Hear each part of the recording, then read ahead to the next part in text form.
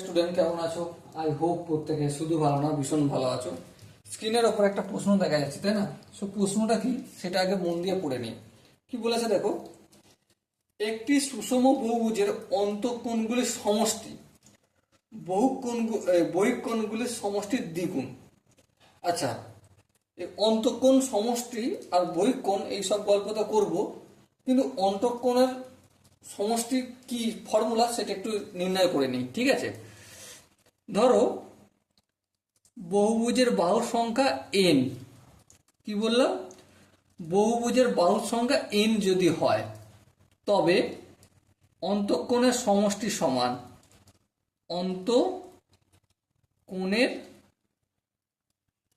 সমষ্টি equal to কত? 2 into n minus 2 into 90 degree.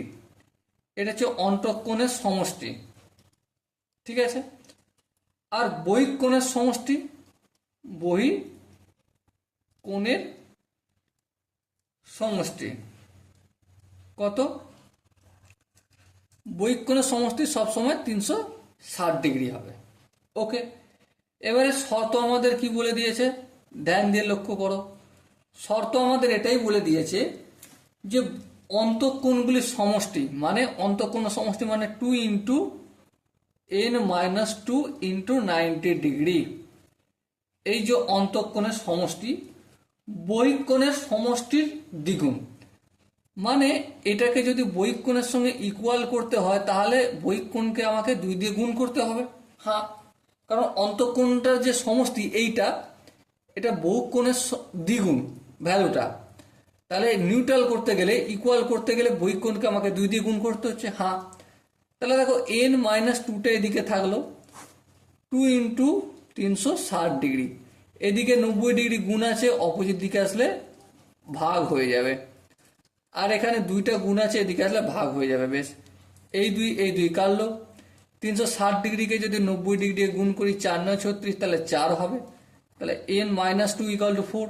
So n equal to কি 4, minus ছিল এদিকে আসলে প্লাস হয়ে যাবে। 4 আর 2 কত হবে? 6 হবে।